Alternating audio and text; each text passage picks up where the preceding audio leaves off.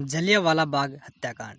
दोस्तों, जलियांवाला बाग भारत की आज़ादी के इतिहास की वो घटना है जिसके बारे में सोचने पर भी रूह कांप जाती है। 13 अप्रैल 1919 को ये दुखद घटना घटी थी, जब पंजाब के अमृतसर में स्वर्ण मंदिर से कुछ ही दूरी पर स्थित जलियांवाला बाग में निहत्थे मासूमों का कत्लेआम हुआ था। अंग्रेजों ने निहत्थे भारतीयों पर अंधाधुंध गोलियां चलाई थी। इस घटना को अमृतसर हत्याकांड के रूप में भी जाना जाता है। आज इस नरसंहार को पूरे 100 साल से ज़्यादा बीत चुके हैं, लेकिन आज भी इसके जख्म ताज़ा से लगते हैं और इस दर्दनाक और दुख से भरे दिन को भारत के इतिहास की काली घटना के रूप में याद किया जाता है। जानिए क्या था जलियांवाला बाग हत्याकांड। दोस्तों, दरअसल इस नरसंहार की शुरुआत रॉलेट एक्ट के साथ शुरू हुई, जो 1919 में ब्रिटिश सरकार द्वारा भारत में उभर रहे राष्ट्रीय आंदोलन को कुचलने के उद्देश्य से तैयार किया गया था।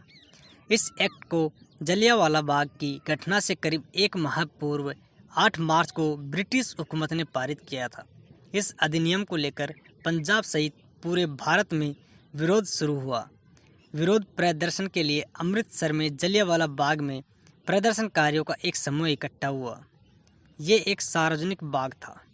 जानिए क्या था जलियांवाला बाग हत्याकांड।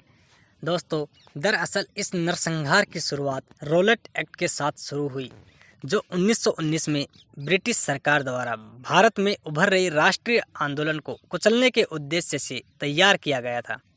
इस एक्ट को जलियांवाला बाग की घटना से करीब एक माह पूर्व 8 मार्च को ब्रिटिश हुकूमत ने पारित किया था। इस अधिनियम को लेकर पंजाब सहित पूरे भारत में विरोध शुरू हुआ।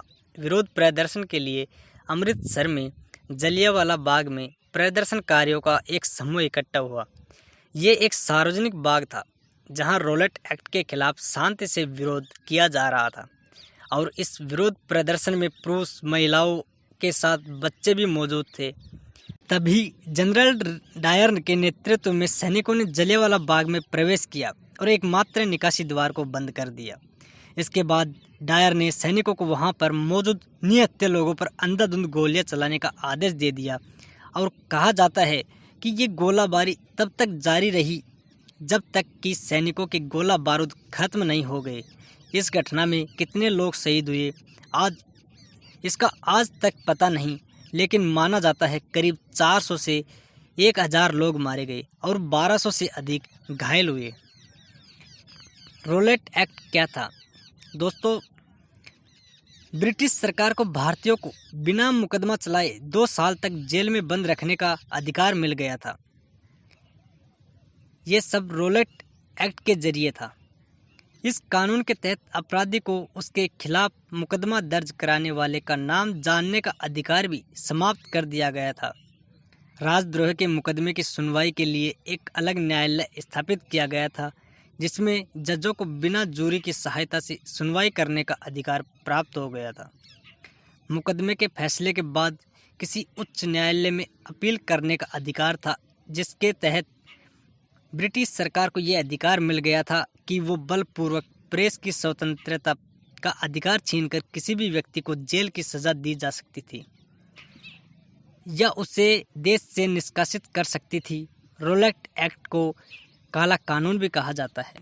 दोस्तों, जलियांवाला बाग हत्याकांड इतनी भयानक थी कि आज भी दीवारों पर मौजूद गोलियों के निशान हैं। आज इस घटना को पूरे 100 साल से अधिक बीत चुके हैं, लेकिन इसके जख्म आज भी भरे नहीं हैं।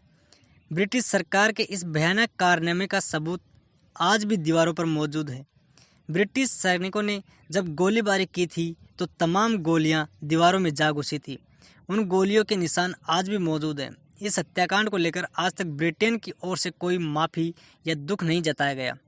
हालांकि 1997 में भारत दौरे पर आई महारानी एलिजाबेथ द्वितीय जलियांवाला बाग स्मारक पहुंची थी और उन्होंने पीड़ितों को श्रद्धांजलि दी।